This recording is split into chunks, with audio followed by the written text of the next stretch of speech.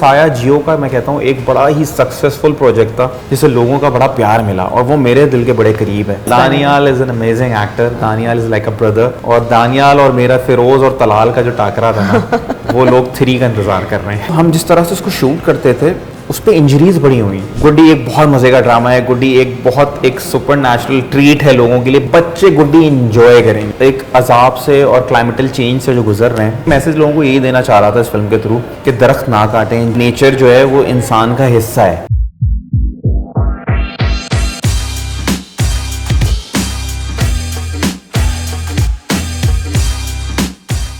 Hi, this is Kahkashan Bukhari and you are watching me on Jio digital. आज जो हमारे guest हैं उनके ड्रामास जब भी वो स्क्रीन पर आते हैं आई एम श्योर कि आप लोगों को भी वो बड़ा एक्साइटेड कर देते होंगे।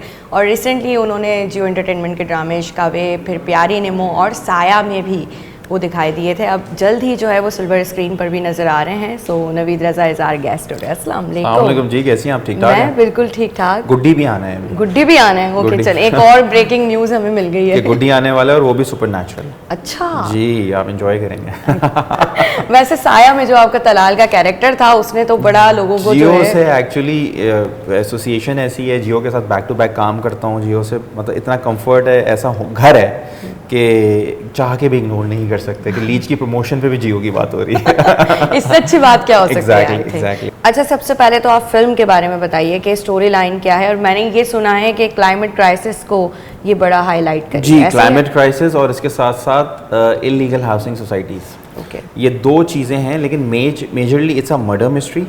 मर्डर मिस्ट्री की वजह क्या बनी है, उन मर्डर्स की वजह क्या बनी है, वो ये है कि आप देखें दुनिया में किस तरह से लोगों के घर तोड़ के इलीगल हाउसिंग सोसाइटीज़ को आबाद किया जाता है दूसरों को बसाने के लिए, तो उसका किसी की ज़िंदगी पे तो इम्पैक्ट आता है। जंगलों को काट के गांव देहात को ख़त्म करके उस पर कंक्रीट की बिल्डिंग्स बनाई जाती हैं, तो किसी का घर तो ख़त्म होता है, तो किसी को आबाद किया जाता है, तो उसका भी कोई इम्पैक्ट तो आता है। तो इसी तरह एक लड़के की ज़िंदगी पे क्या इम्पैक्ट आया और उसने किस तरह से रिवेंज लिया, ये आपको देखा गया मूवी के अंदर।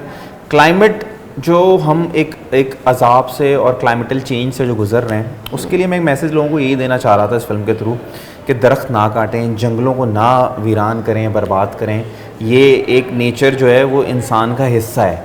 अगर नेचर को इंसान से अलग कर देंगे तो कोई ना कोई उसके नुकसान उठाने पड़ेंगे, और जो हम उठा रहे हैं, गर्मी देखें कैसी हो रही है, अर्थक्वेक्स आ रहे हैं, ग्लेशियर्स जो हैं वो पिघल रहे हैं। तो बस एक लोगों ने बड़ा कहा बहुत कमर्शियल टॉपिक करो, शादी ब्याह वाली फिल्म करो, गाने वाने डालो, चीज़ें करो, आइटम नंबर क्यों नहीं है फिल्म में। But if I am not wrong इसमें गाना है, एक गाना है हारून शाहिद का गाना है, और बहुत ही मज़ेदार गाना है वो। अच्छा। जहाँ ज़रूरत है वो वहीं है। बस इस ज़बरदस्ती हमने गाने डाल के चीज़ को बहुत ज़्यादा कमर्शियल करने की ज़रूरत नहीं समझी, क्योंकि हमें लगा इस फिल्म में फ़लसफ़ा लोगों को सुनाना ज़्यादा ज़रूरी है, रादर देन हम उस पर एक बेतुकी चीज़ करें जो लोगों को समझ ना आए। तो जैसे फिल्म होती है वो एक डायरेक्टर की और एक प्रोड्यूसर की एक फैंटेसी होती है, तो आप आए मेरी उस फैंटेसी के अंदर जिएं और घर चले जाएं। तो इस तरह हमने एक थोड़ी सी कोशिश की है। अच्छा, ये सारा कुछ हुआ कैसे शुरू? आप किस तरह से जो है ऑन बोर्ड आए, क्या चीज़ें? एक्चुअली देखिए, मैं तो चलते फिरते अपनी एक्टिंग शैक्टिंग किए जा रहा था। My brotherly friend Maisam Raza, he came to Pakistan from US, he is a very famous perfumist in USA. उसने कहा यार let's start a production house. मैं चाहता हूँ यहाँ पे हम पाकिस्तान में लोगों के लिए एम्प्लॉयमेंट क्रिएट करें, हम क्रिएटिव काम करें, हम ऐसी कोई चीज़ करें जो लोग नहीं कर रहे। मैंने उसको बोला मेसम यार in the end of the day हमें एक शादी ब्याह वाली टाइप फिल्म बनानी पड़ेगी, हमें इस तरह से काम करने पड़ेगा। उसने कहा नहीं नवीद भाई ये भी करेंगे, लेकिन उससे पहले कुछ ऐसा करते हैं जो डिफरेंट हो।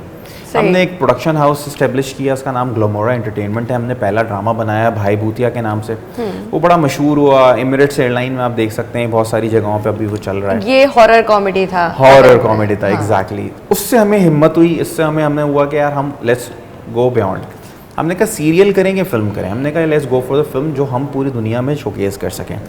फिर हमें इस तरह का टॉपिक हमें बड़ा करीब था। मैं खुद पौधों से बड़ा प्यार करता हूँ, मेरा घर सजा हुआ है पौधों से, तो मुझे लगा कि यार इस तरह का कोई टॉपिक उठाते हैं। तनवीर साहब हमारे जो राइटर हैं उनके साथ डिस्कस किया, एक आइडिया डेवलप हुआ, कमर्शियली बड़ी मज़े की चीज़ बन गई।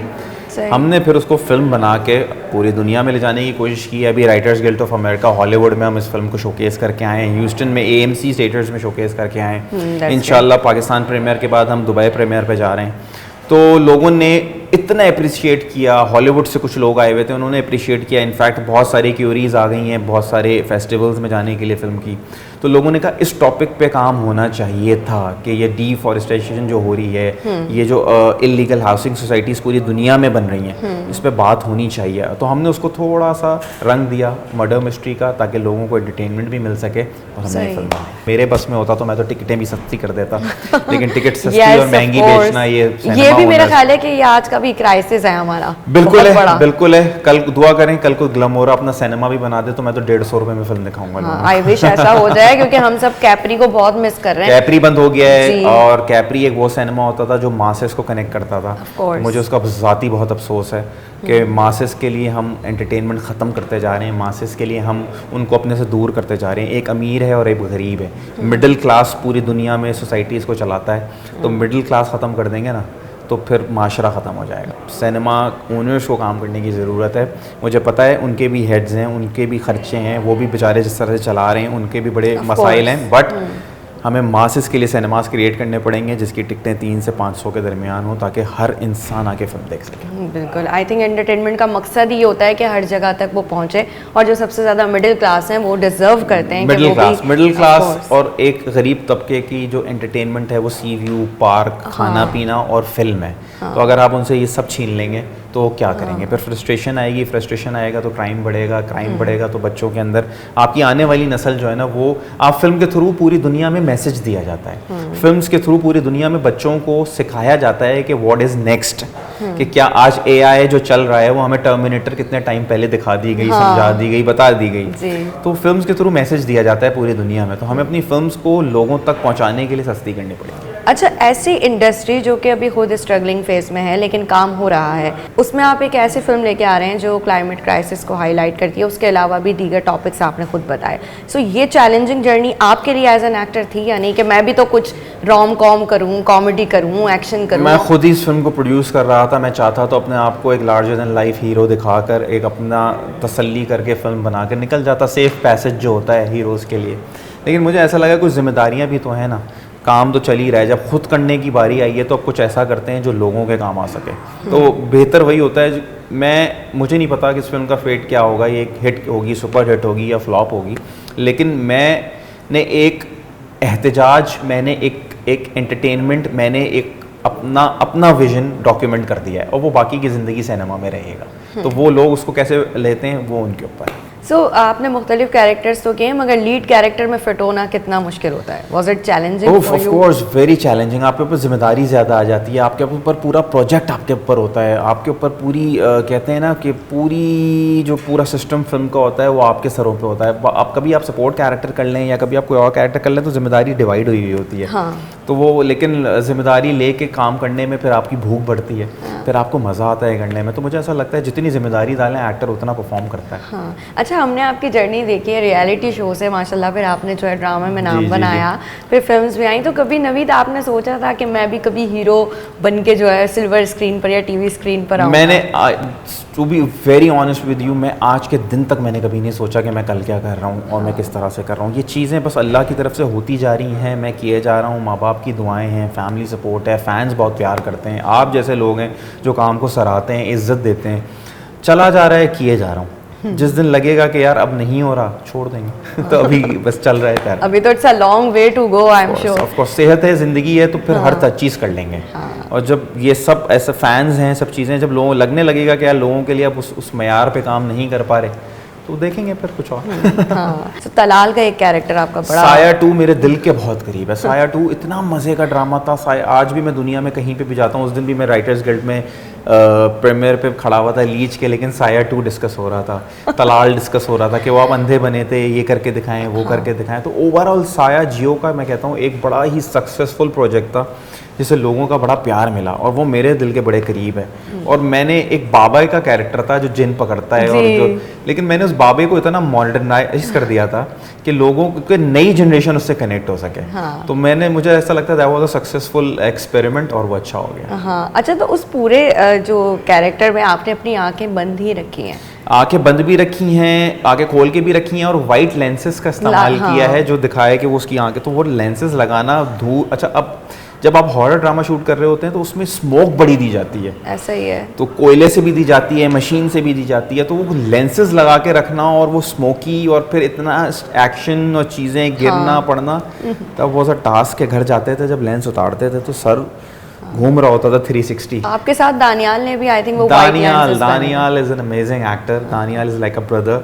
और दानियाल और मेरा फिरोज़ और तलाल का जो टाकरा था ना वो लोग 3 का इंतज़ार कर रहे हैं। हाँ ऐसा ही है, लोग अभी तक पूछ रहे हैं कि सीज़न 3 कब आएगा। लेकिन हमारी जब एक्टर्स से बात हुई तो सबने कोई ना कोई अपना एक्सपीरियंस बताया। हमने सेट भी विजिट किया था मगर आपसे मुलाकात नहीं हो सकी। उस दिन मैं था नहीं, इत्तेफाक से। बिल्कुल ऐसे ही था। तो आपके साथ कोई एक्सपीरियंस अगर हुआ हो सेट पर? सुपर नेचुरल नथिंग, बट जो हम जिस तरह से उसको शूट करते थे उस पर इंजरीज बड़ी हुई, क्योंकि हम बड़ा लार्जर देन लाइफ उसको दिखाने की कोशिश कर रहे थे। आपने देखा होगा मेरे आस्थाने का सेट लगा तो उस पर बड़ी आग वाग लगी हुई होती थी और बड़ा कैंडल्स वैंडल्स जली होती थी। तो कभी कभी अब जब मैं कैरेक्टर प्ले कर रहा होता था तो मैं यूँ देख रहा हूँ या यूँ देख रहा हूँ तो मुझे राइट लेफ्ट इतना नहीं दिख रहा होता। तो एक दफ़ा मैंने तस्बीह उठाने के बजाय कैंडल उठा ली थी जलती हुई, तो मेरा पूरा हाथ जला था और वो काफ़ी जला था। लेकिन वो ये था कि इस तरह के एक्सपीरियंसेस होते हैं, आप करते हैं, सीखते हैं और लाइफ गोज ऑन। हाँ, तो आपका खुद कितना इंटरेस्ट है इन इस किस्म के कैरेक्टर्स में जो पैरानॉर्मल एक्टिविटीज हो या बहुत फिक्शन डिफरेंट होते हैं ना करने के लिए। उस कैरेक्टर से तो नहीं होते ना इसमें बीवी घर पे बैठी हुई है, पूछिए आप आ गए, तो वो हम तो रेगुलर कर रहे होते हैं। वो तो घर में भी हो रहा होता हाँ, होगा। घर में भी हो रहा होता है कि एक सवाल होता है आप आ गए, हाँ आपको दिख नहीं रहा मैं आ गया हूँ, तो हम ये करे आ रहे हैं और करते रहेंगे। अब गुड्डी आ रहा है। हाँ। गुड्डी एक अलग, हाँ, गुड्डी के बारे में बताइए।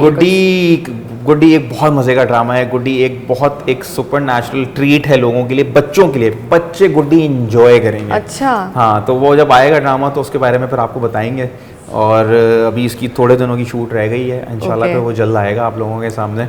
तो इस तरह के कैरेक्टर चैलेंजिंग होते हैं करने में, मज़ा आता है, कोई डिफरेंट चीज़ होती है। उससे बाहर होता है कि गुस्से में लड़का कमरे में घुसा और कन्वेंशनल स्टोरीज। हाँ, गुस्से में घर में घुसा और माँ को कहा के मेरी बीवी से आप लोग ज्यादती कर रहे हैं। ये इन सारी चीज़ों को कर करके ना हम लोग मतलब थक जाते हैं। ऐसे ही तो इन कैरेक्टर्स में मजा आता है। आई थिंक एक्टर्स को भी जो है वो थोड़ी ब्रेक चाहिए होती है। हमारे यहाँ है। सैडली जो सीरियस एक्टर होता है उसे कॉमेडी नहीं करने देते, जो कॉमेडी कर रहा होता है उसको सीरियस में नहीं कास्ट करते, जो विलन कर रहा होता है उसे एक रोमांटिक हीरो नहीं बनाते। तो वो हमारे यहाँ ज़रा टाइप कास्ट काफ़ी। सो आपको कौन सा जॉनरा ज़्यादा पसंद है? आपने तो तमाम जॉनरास पर ही तकरीबन काम किया है। मुझे कॉमेडी बहुत इंजॉय करता हूँ मैं सीरियस कैरेक्टर्स भी बहुत इंजॉय करता हूँ। नेगेटिव करने में मुझे मज़ा ज़्यादा इसलिए आता है, उसमें मार्जिन बहुत होता है, there so much to do, तो वो हर चीज़ करने में मज़ा आता है। इसीलिए मैं डिफरेंट कैरेक्टर्स उठाता हूँ। और एज एन एक्टर मैंने अपने लिए सेफ जोन नहीं बनाया कि यार यही मेरी पर्सनैलिटी और यही मैं करूँगा। जैसे बहुत सारे हमारे एक्टर्स करते हैं और वो सही करते हैं, उनका सेफ जोन है। मैं सेफ जोन में नहीं जाता, मैं हमेशा कुछ ना कुछ उठाता रहता हूँ, तो मज़ा आता है। हाँ, सो अब नेक्स्ट मतलब अब जो 2024 तो हमारा एंड होने लगा है, लेकिन आगे क्या प्लान्स हैं आपके? ज़्यादातर किस तरह के ड्रामास में नजर आएंगे गुड्डी के साथ? गुड्डी के साथ साथ 2 अभी स्क्रिप्ट्स और हैं, जियो के ही हैं। जियो वाले बहुत प्यार करते हैं नवीद से। और मैं भी जियो वालों से बहुत प्यार करता हूँ। तो अब्दुल्ला काडवानी साहब और असद कुरैशी साहब, और ये लोग बड़े ज़बरदस्त लोग हैं काम करने के लिए साथ में। इसके अलावा हम इस फिल्म को रिलीज़ करके इंशाल्लाह we are about to start a new film. हम वो इंशाल्लाह दिसंबर में शूट पे जा रहे हैं। तो अब फिल्म का सिलसिला कोशिश है कि लगा के रखें, तो अब देखें इंशाल्लाह विद टाइम चीज़ें आपको दिखेंगी।